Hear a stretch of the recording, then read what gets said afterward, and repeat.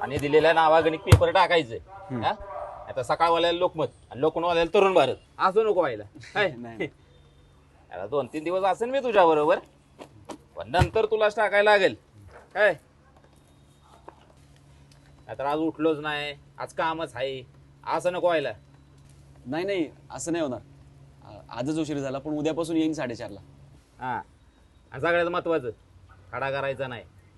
करायचा असेल तर आधी मला सांगायचं का म्हणून विचार. का? कसे बाबा, इथं एक वेळ चहा नसला ना तर संडासला बी होत नाही माणसं. तसंच पेपराचं आहे.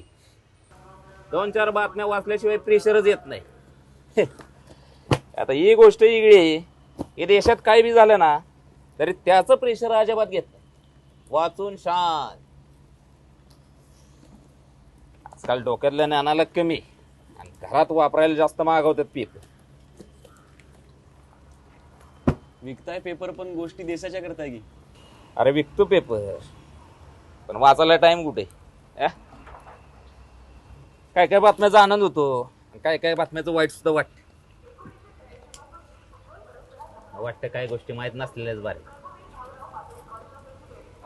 मग दुर्लक्ष करायचं. राजकारणी लोक विकासाकडे करतात तसं. आणि पेपर पण आता बातम्या देण्याऐवजी बाजू घेण्यात मशगूल झाल्यात.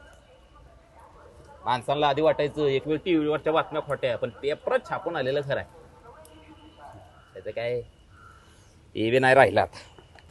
पण असा असेल की कुठला निष्पक्ष पेपर जो खरं लिहितो, कोणाची बाजू घेत नाही असा? आहे की, पण आपण ते आणत नाही.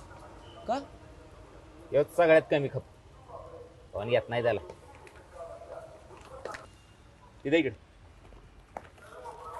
24 आहे.